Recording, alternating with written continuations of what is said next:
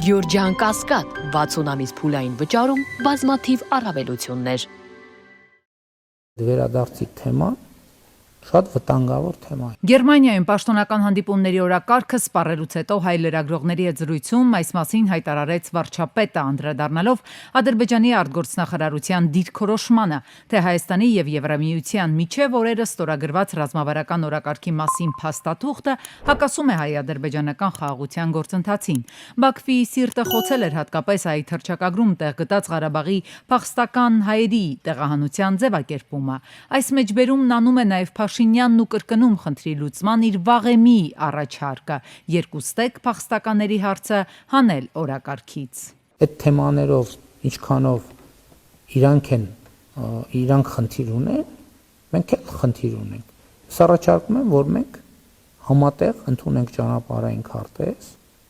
այս երկու թեմաները զուգահեռ փակելու ուղղությամբ։ Փաշինյանը այստեղ նկատի է առնում մի կողմից Արցախի բռնի տեղահանված մեր հայրենակիցների հետ վերադարձի ցանկությունը, ինչն ինքն անիրատեսական է համարել։ Մյուս կողմից այսպես կոչված արևմտյան Ադրբեջանի օրակարգը, որը Բաքվի իշխանություններն են առաջ բերում, Երևանին առայժմ անուղղակի պահանջ ներկայացնելով, թե իբր Հայաստանից տեղահանված 100 հազարավոր ադրբեջանցիներ կան, որոնք հետդարձի իրավունք ունեն, պետք է իրացնեն։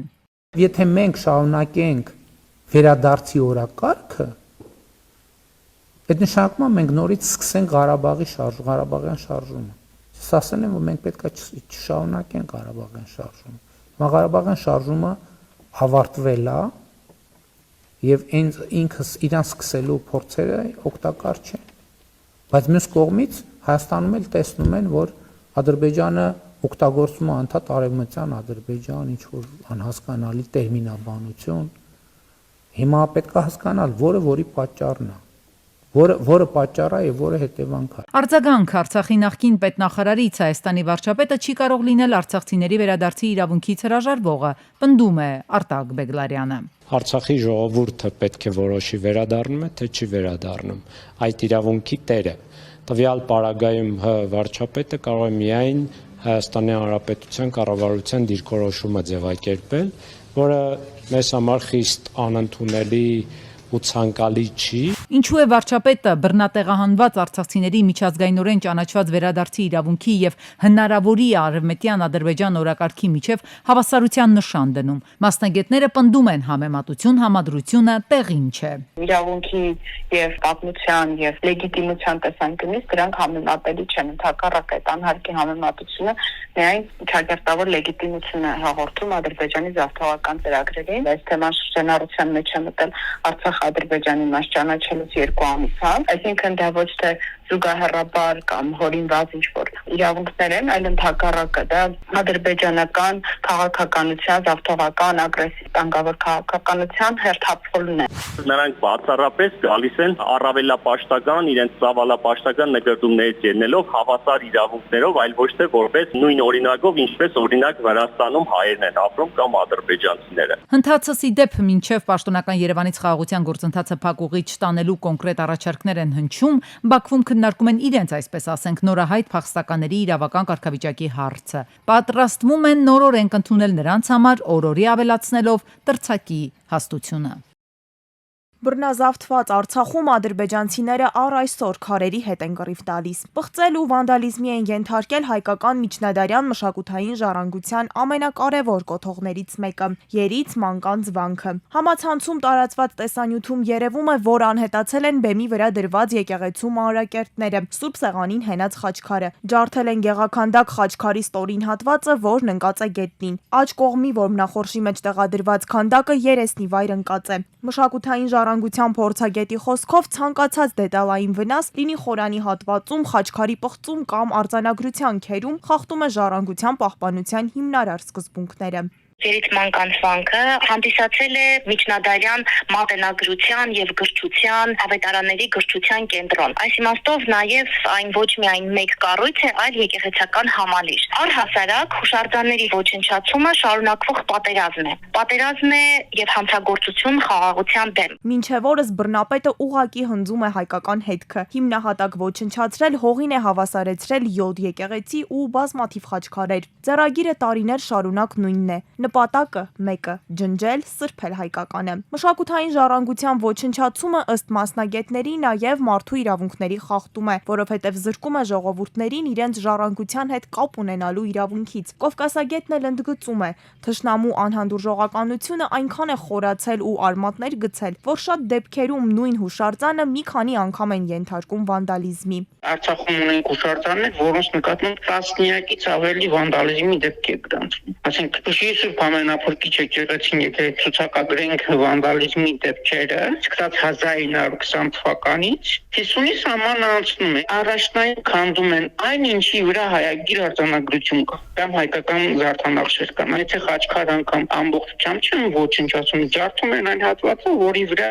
կա արձանագրություն, այսինքն թվագրված է տվյալ Խաչքարը։ Խոսելով իրավական մեխանիզմների մասին, մշակութային ժառանգության փորձագետը հիշատակում է ՅՈՒՆԵՍԿՕ-ի 1994 թվականին Ճապոնիայում ընդունած Նարայի փաստաթուղթը իսկության վերաբերյալ, որն ամրագրում է, որ ցանկացած հուշարձան ճգնաժամային իրավիճակներում եւ հակամարտությունների գոտում գտնվելու պայմաններում պետք է պահպանի իր ամբողջականությունն ու իսկությունը։ Այս գործողությունները Հագայի կոնվենցիայով կարող են որակվել որպես միջազգային հանցագործություն։ Այս ամբողջ շղթան մոտենում է ցեղասպանական հայեցակարգին, Խաչքար է վնասվել, սա նույնպես խիստ վտանգավոր է միջազգային օրենսդրության տեսանկյունից, որովհետև Խաչքարերի դեմ հայկական խաչքարագործության, խաչքարային արվեստի դեմ ցանկացած հարված մարդկության դեմ ուղղված հանցագործություն է, քանզի 2010 թվականից ի վեր խաչքարային ողջ արվեստը ներառվել է ՅՈՒՆԵՍԿՕ-ի ցանկում եւ համարվում է համամարտկային արժեք։ Մասնագետներն ասում են, մշակութային վանդալիզմի շարունակական այս շղթան հնարավոր է կանխել միայն այն դեպքում, եթե ՅՈՒՆԵՍԿՕ-ն փաստահավաք առաքելություն ուղարկի տարածաշրջան, արձանագրի ու փաստագրի առկա ժառանգությունը այն վիճակով, ինչպիսին այն կա այսօր, քանի դեռ բռնապետի ձեռքը չի սրբել ամբողջ քրիստոնեական մշակույթը։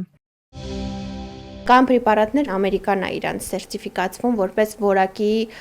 բարձր չափանիշ, որպես մաքուր պրեպարատներ։ Այս լցանյութերը սովորաբար օգտագործվում են կնճիռները վերացնելու եւ մաշկը հարթեցնելու, ավելի երիտասարդ դարձնելու համար։ Երբեմն դրանք օգտագործվում են քթի կամ շրթունքների ուրվագծման կամ ձևավորման համար։ Բայց եթե պատվիրեք կոսմետիկ նյութերը գնումների կայքերից, 10-ը միգուցե 15 անգամ ավելի մատչելի կլինեն։ Էժան է, քանի որ պրեպարատը լիցենզավորված կամ սերտիֆիկացված չէ։ Սերտիֆիկատ ստանում են որակի բարձր լինելու հաշվին, ասում է դիմացնոտային վիրաբույժն ու հավելում, կան պրոցեդուրաներ, որոնք արժեն միջինը 80-ից 120 հազար դրամ։ Դա ինքնարժեք չէ, դրան գումարվում է բժշկի աշխատանքը, կրթությունը, սերտիֆիկացիաներն ու նյութավճարը եւ վերջնարդյունքում բավականին մեծ արժեք է դառնում։ Դիմացնոտային վիրաբույժն ասում է, արդեն սովորել է, գին են հարցնում, տեսնում, որ գրպանին չի համապատասխանում, ընտրում են մատչելի տարբերակն ու 3-4 ամիս անց ուղարկում են նկարները, թախանձելով շտկել արդեն կատարված միջամտությունները,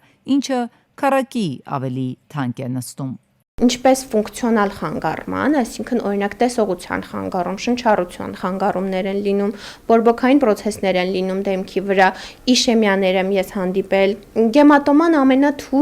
հեմատոման ամենաթույլ բացասական երևույթն է, որ կարող եմ նշել։ Ցանկացած միջամտությունից առաջ բուժառուն պետք է դիմի ախտորոշիչ լաբորատորիա, բժիշկը նրան կուղղորդի համապատասխան հետազոտության, որից հետո միայն կկատարվեն համապատասխան միջամտություններ, ասում է վիրաբույժն ու հավելում, պրեպարատն ընտրելիս բուժառուն պետք է նախ ինքը համոզվի, առկա է արդյոք օրիգինալության հոլոգրաֆիկ պիտակը, արդյոք այն պաշտոնապես է ներմուծված Հայաստան, պետք է նշված լինի լաբորատորիայի հասցեն, հակառակ դեպքում բուժառուն պարտադրված կլինի նախ դեղորայքային երկարատև բուժում անցնել, որպեսզի հնարավոր դառնա ներարկված վատորակ նյութերը հեռացնել։ Մի ամիսա դեղորայքով բուժվում եմ ու հլե էլի կտևի, որ կարողանամ ֆիլերը հանեն։ Ոչ մի բան չեմ զգում, սաղ դեմքս փքված ու պարալիզացված է։ Եթե հայտնաբերվում է, որ կազմակերպությունում գործունեություն է իրականացնում չլիցենզավորված կամ բավարար կրեդիտներ չունեցող բուժաշխատող, փաստն արձանագրվում է, գրություն ուղարկվում առողջապահության նախարարություն, կարգադրագիր տրվում տվյալ կազմակերպության պաշտոնատար անձին, որ վերացվի թերությունը եւ վարչական իրավախախտման վերաբերյալ արձանագրություն է կազմվում եւ տուգանվում է 300,000 դրամի չափով։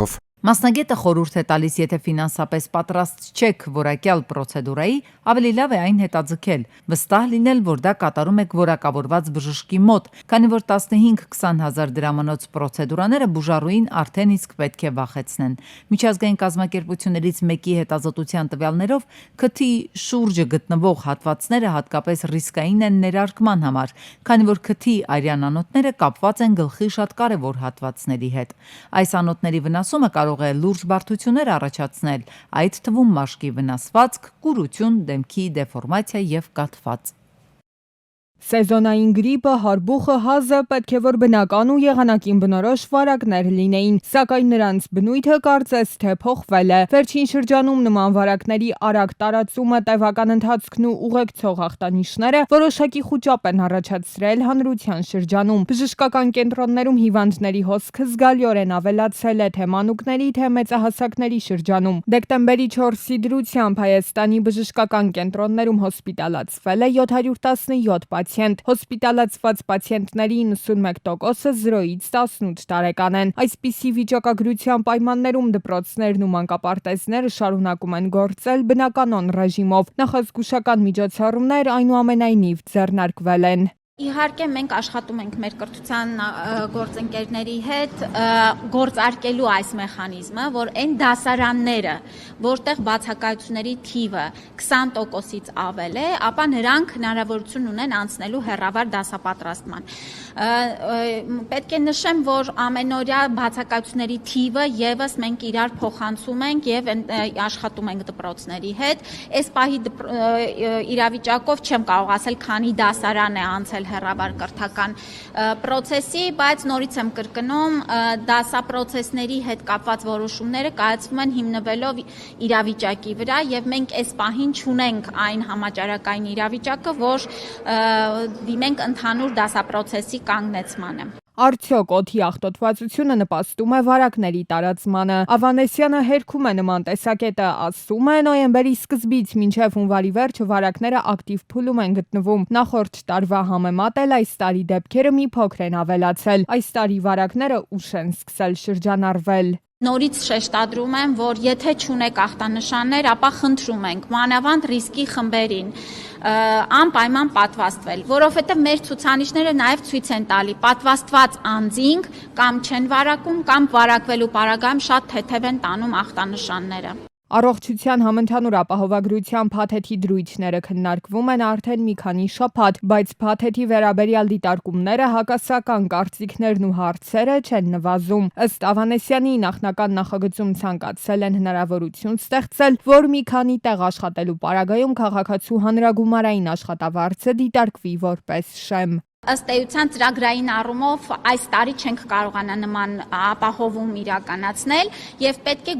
գոնե մեկ գործատուի մոտ մարդու աշխատավարձը 200,000 դրամից ավել լինի, որպեսզի նա 26 թվականին ընդգրկվի ապահովագրության մեջ, բայց 27 թվականից արդեն ըստ էության բոլոր աշխատավարձ ստացողները կներառվեն։ Հիշեցնեմ, առողջության համընդհանուր ապահովագրության փաթեթը ներառելու է Հայաստանի բոլոր քաղաքացիներին, բայց չի ծածկելու բոլոր քաղաքացիների եւ ամեն անհատի առողջապահական բոլոր կարիքները, այլ ուղղված է հիմնական հիվանդացության եւ մահացության բեռ հանդիսացող վիճակների, հիվանդությունների մեղմանը, դրանց առողջապահական արդյունքների ապահովմանը։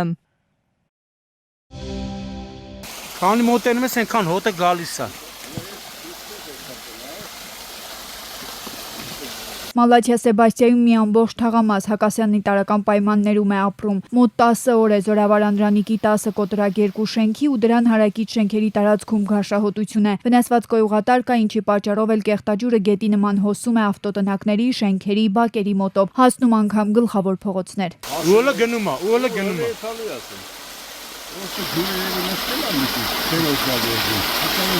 Բայց ես էլ էլի վարար։ Այն որ չիմանաս քեզ կթվա թե դու գտնվես այսին որ ջրվեժում ու այս ամբողջ կեղտաջուրը դուրս է գալի հոսում անցնելով բազմաբնակարանային շենքերի բակերով մոտավորապես ըստ բնակիչների մի 5-6 կիլոմետր այսպես գնում է։ Բնակիչները զայրացած են, հարևանությամբ մանկապարտեզ, դպրոց ու հիվանդանոց կա։ Մարդիկ ստիպված են լինում ամեն օր անցուդարձ անել այդ կեղտաջրերի միջով։ ավտոտնակները լցվում ու այսպես ամբողջ տարածքը գարշահոտ հակասանիտարական վիճակ։ Հրապարակումից կարճ ժամանակ անց Երևանի քաղաքապետի հանձնարարականով 20 ժամից ավելի Վեոլիաջուր ընկերության մեծ թվով աշխատակիցներ եւ Մալաթիա Սեբաստիա վարչական շրջանի աշխատակազմը ղեկավարի գլխավորությամբ հսկայածավալ աշխատանք են կատարել, հայտնաբերել կոյուղատարի վնասված հատվածը։ Խնդիրն ամբողջությամբ վերացնելու համար մի քանի օր կպահանջվի, բայց խցանման մեջ իրենց մեղավորությունը ունեն նաեւ քաղաքացիները։